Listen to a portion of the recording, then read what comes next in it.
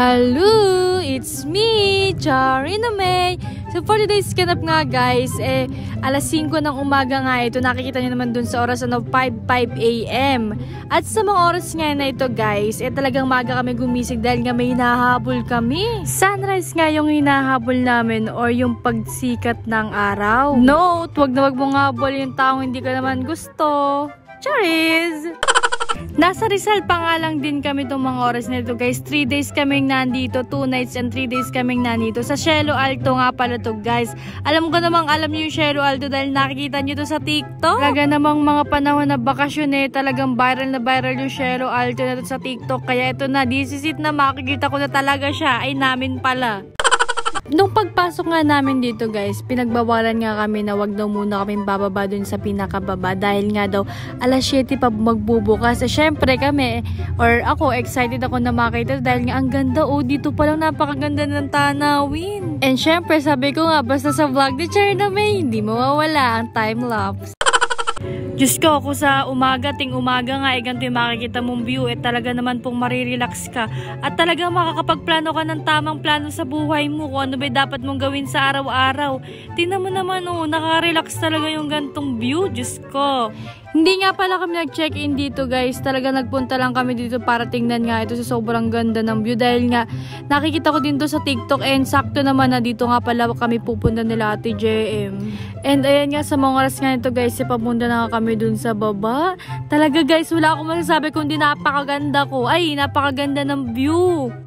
Ang outfit ko nga pala dyan guys, high waist na baggy pants at saka yung bralette na na pasando.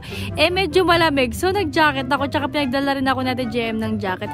And nung huli na rin, tinanggal ko na lang din dahil nga medyo mainit na rin. Pero mahangin dyan guys, di naman siya ganun kalamigan yung hangin, sakto lang. And ayun, last destination na to. And ito na nga yung pinuntahan namin, yung Epic Resto. Dito na lang din kami kumain ng umagahan. And ayun nga pala yung pinrepare ni Papang JR na foods for breakfast. Thank you Papang JR. Siya nga pala guys yung chef namin sa 3 araw na pagstay namin sa Rizal. At wala nga kayong makikita sa vlog na to kundi green at puro tanawin. Dahil ngayon lang ang gusto namin, ma-refresh yung utak namin. Ay ako lang pala, para refresh yung utak. At tinanggal ko na nga yung jacket dyan dahil hindi naman ganong kalamigan. Ewan ko, hindi ako malamigin. Siguro manhid ako. Charot! And kita naman dyan sa video ko na mahangin nga. Pero hindi ganun kalamigan yung hangin guys. Sa atin mo girl, pinapakita pa yung bilbil. And eto nga yung view dito sa Epic Resto. Diba kita mo lahat? Yung pagmamahal niya lang sa'yo hindi makikita dito. At ayun na nga at pauwi na nga kami dito sa Pililla Rizal dun sa pinag-i-stayan naming bahay. At sa mga oras nga na ito guys, hapon na nga nito. Ito rin yung araw na aalis na kami. Gabi nga pala kami umuwi or bumabiyahe pag pauwi kami ng Taguig.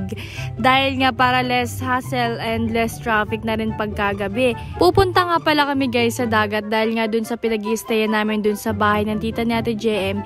May dagat nga daw sa likod nun at ayun na nga papunta na nga kami doon. Naglalakad na lang din kami. Malapit-lapit nga lang din dun sa bahay na pinag-i-stayan namin.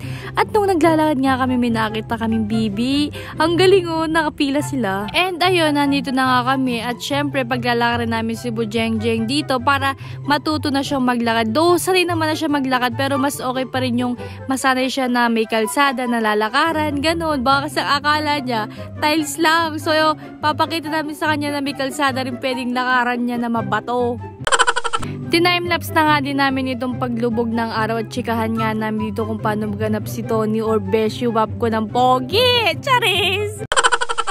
And ayun, after 3 days, pauwi na kami ng Taguig nito at sa sari-sariling bahay namin, uuwi na kami. Masaya naman yung, yung nag-experience or nakita namin na view.